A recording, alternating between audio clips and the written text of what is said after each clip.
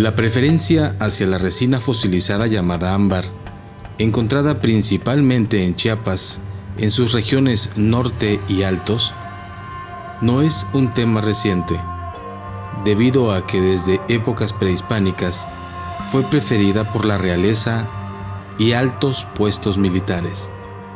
Daban distinción y posición, preferida principalmente por su belleza radicada en la transparencia y brillo que obtienen después de haber sido talladas y pulidas.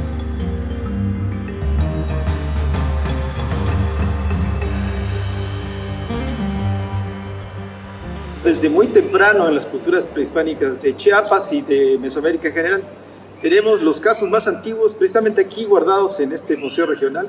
Corresponden a un periodo que se le conoce como protoclásico, que es más o menos el inicio de la era cristiana, alrededor del año 200, en los que tenemos evidencia que se empiezan a explotar algunos yacimientos de ámbar en el estado, o en lo que después será el estado de Chiapas. Se trata de adornos pequeñitos, adornos de tipo personal, como serían las pulseras y los aretes.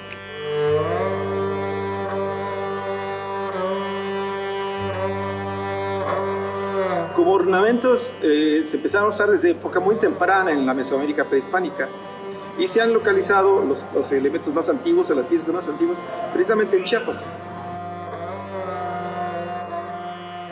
El ámbar era un elemento simbólico representante de la riqueza.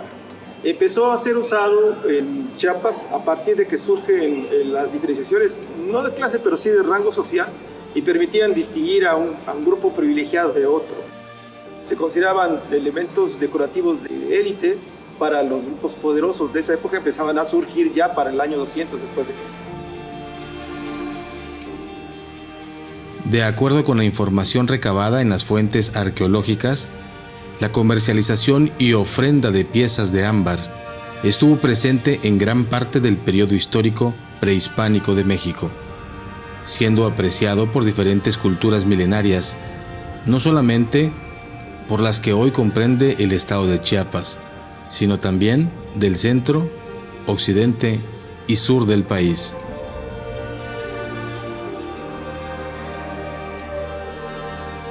Entre las sociedades que más aprovechaban el ámbar, pues se encuentra la sociedad mexica.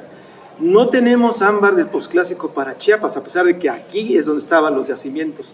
Se conoce de los yacimientos particularmente el de Simón Jovel, pero había otro más que seguramente se agotó empezando la conquista o un poquito antes de la era colonial, el de Totolapa. El yacimiento de Totolapa fue explotado porque las piezas más tempranas pertenecen a ese yacimiento, el de Totolapa, no al de Simón Jovel.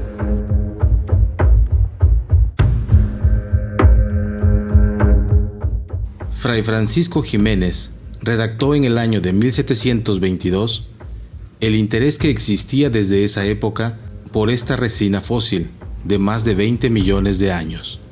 En sus escritos, deja entrever que el principal yacimiento de aquella época era el poblado de Totolapa, en la llamada Capitanía de Guatemala, en la provincia de Chiapa de los Indios. Tras múltiples controversias en la traducción al español del Códice Florentino, registrada por Fray Bernardino de Sahagún a mitad del siglo XVI, el ámbar ya era llamado Aposonali.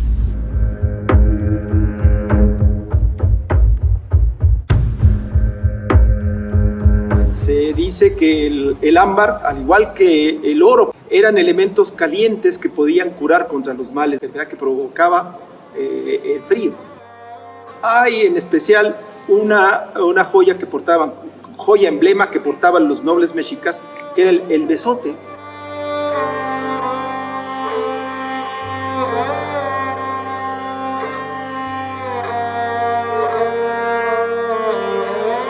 El cronista Fray Bernardino de Sahagún habla de que había ámbar rojo, ámbar amarillo y además hasta se menciona un ámbar azul. Es curioso, ese ámbar azul no lo hemos visto, pero en cambio sí los otros colores sí. Y eso manifiesta también el conocimiento que se tenía del ámbar que estaba presente acá en el estado de Chiapas.